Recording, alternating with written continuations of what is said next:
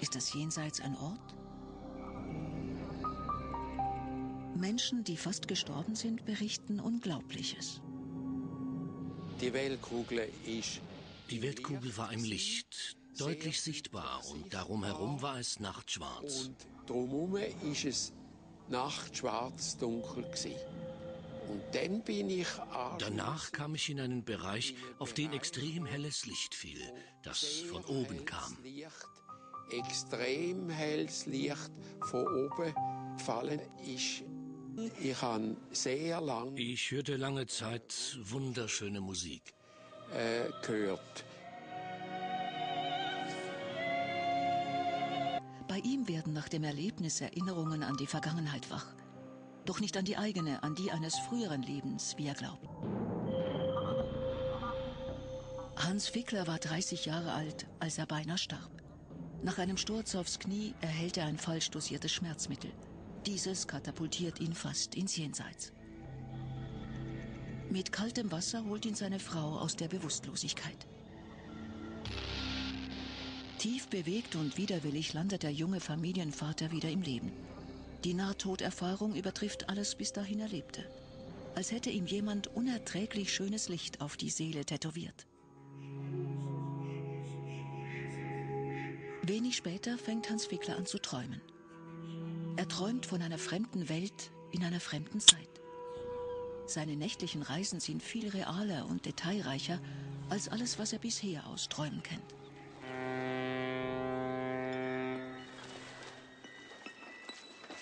Schreib diese Träume nieder, notiere alles auf, rät ihm ein Bekannter. Akribisch hält der Konstrukteur die Bilder fest. Beschreibt seitenlang ungewohnte Häuserfassaden, nie gesehene Pflastersteinstraßen und fremde Hochseehäfen.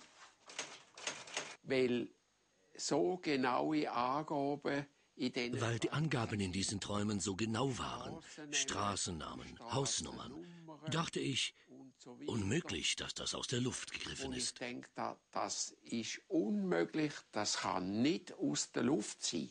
Ich sehe ihn auf der Bettkante. Ich sehe ihn auf der Bettkante sitzen und sagen, du, ich hatte einen Traum.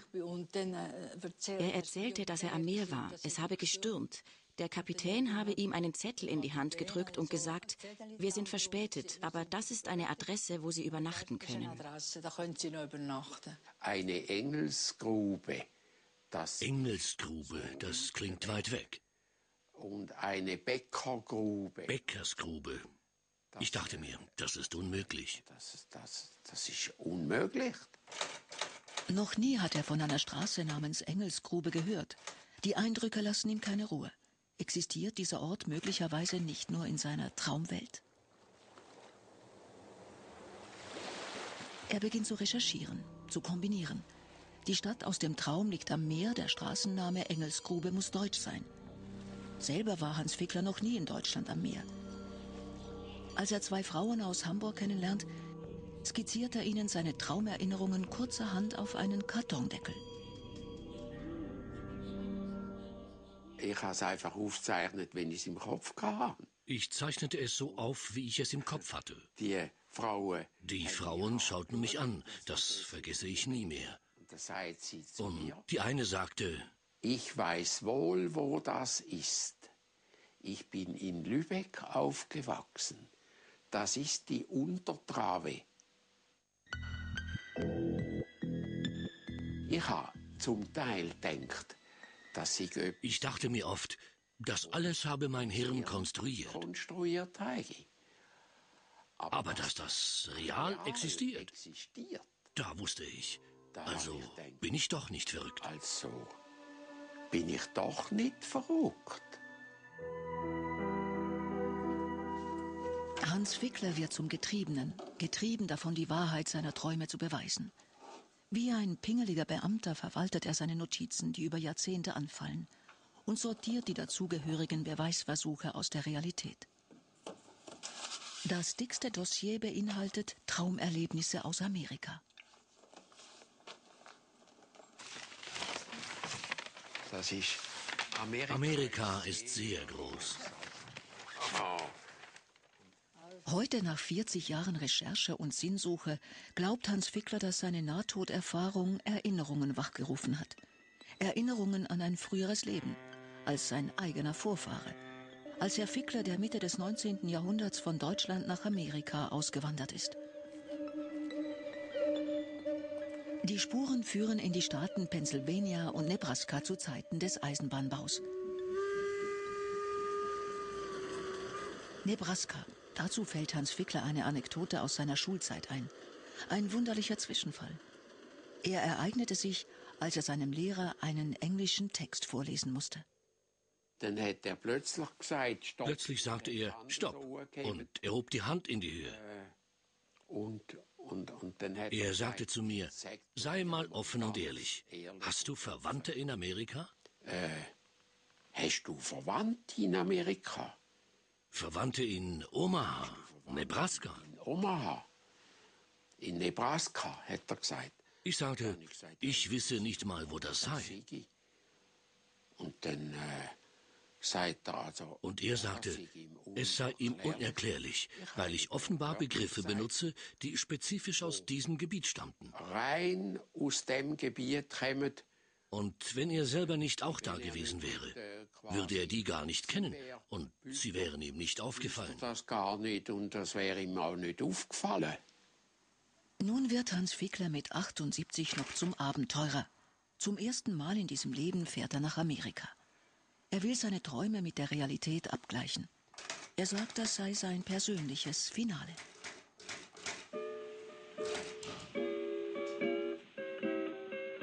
Von Oberwinterthur über Chicago tief in den mittleren Westen.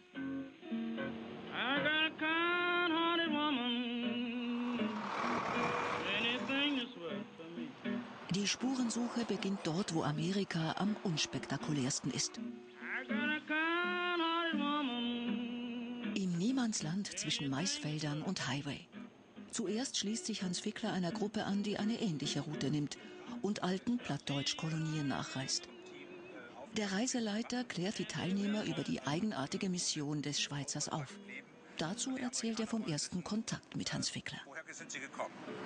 So war das also zunächst mal ein Fall, der wie viele andere waren.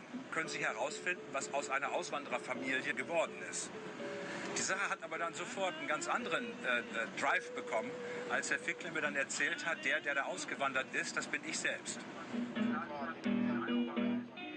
Der alte Mann und sein blauer Ordner, sein wertvollster Reisebegleiter. Darin alle Traumskizzen, die er mit dem Mittleren Westen in Verbindung bringt. Sie handeln von amerikanischen Dampfloks, von Hütten mit Holzbretterfassaden und weiten Feldern. Noch braucht Hans Fickler Geduld. An den ersten Reisetagen durchquert die Gruppe den Staat Iowa, wo der Mais regiert und die Männer mit ihren großen Silos prahlen. 56 Pfund pro Buschel. Aha, see, so that's your figure. Yes, tons. Tonnen? Tons. So viel.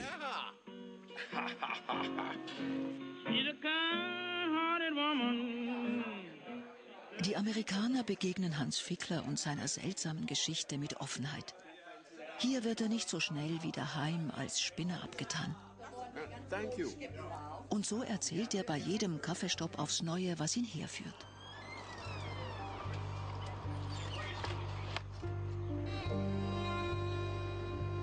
Die Suche nach einer schlüssigen Erklärung. Eine Erklärung für all die unheimlichen Bilder, die sich in seinem Kopf drehen.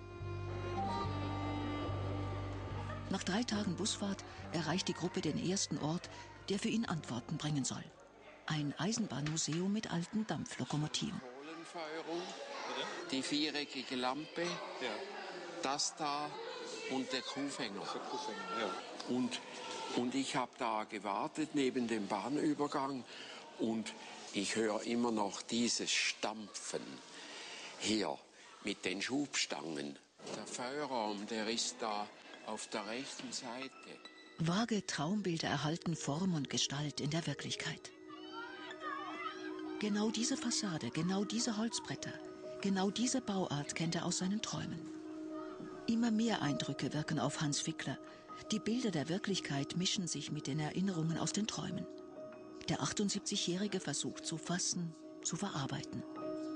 Wissen Sie, das geht so weit. Ich bin heute Morgen, das kann ich Ihnen sagen, um 4 Uhr erwacht. Ich habe geheult wie ein Hund. Ja, das kann ich mir vorstellen. Das ist irgendwie verrückt. Also, es geht bis an die Nerven.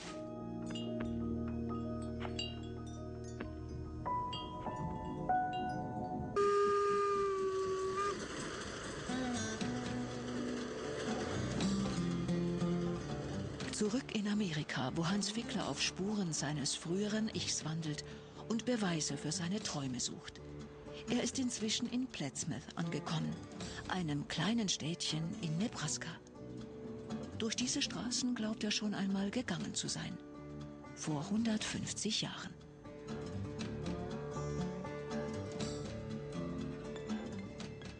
Er trifft Siegfried und Gerd Dierig, 2 Deutsche aus der Gegend, die ihn gerne unterstützen. Die 3 steuern das örtliche Gericht an, woran er sich möglicherweise erinnern kann. Das ist ein ganz alter Boden. Ja, das ist auch ein ganz altes Gebäude, ne? Ja. So, ja. Das Holz ist nämlich ein bisschen dunkel geworden in der langen Zeit. Hans Fickler hat sein Kommen schriftlich angemeldet und die Gerichtssekretärin konnte tatsächlich interessante Protokolle im Archiv ausfindig machen. Ein Fickler saß hier vor 140 Jahren einige Male auf der Anklagebank. Das hier stammt aus dem Jahre 1867. Gottfried Fickler gegen A.W. irgendwas. Es könnte purer Zufall sein. Für Hans Fickler ist es ein unumstößlicher Beweis. Er war schon einmal da und hat einige Spuren im Gerichtsarchiv hinterlassen. Okay, I'll just... Yeah, well, thank you so much. 6 Akten, alle handgeschrieben und kaum entzifferbar. Siegfried Rick versucht wenigstens den Grund der Anklage auszumachen. Ja, hat gearbeitet und hat kein Geld gekriegt. Aha, ohne Lohn. Also der Seven. Ich bin nicht sicher, ob Ich bin nicht sicher, ob ich Zeuge war oder Hauptangeklagter. Aber jedenfalls sind vorne 5 Richter. Jedenfalls saßen vorne 5 Richter. Der Gerichtspräsident hat gesagt, Und der Gerichtspräsident sagte zu Beginn der Verhandlung: Nun wollen wir aber Tacheles reden. Nach dieser Redewendung scannt er die vielen alten Seiten. Er findet zwar kein deutsches Protokoll, doch eine kleine Randnotiz. Nämlich, dass der Angeklagte, also sein früheres Ich, wenn man so will, kaum Englisch sprach und die Verhandlung deshalb auf Deutsch geführt werden musste. Die Protokollsprache blieb jedoch Englisch.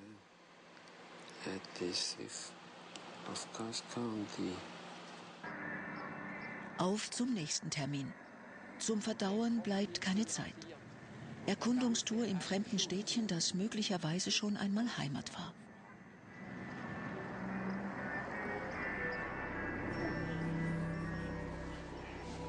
Das historische Ortsmuseum scheint wie gemacht für Besuche wie den von Hans Fickler.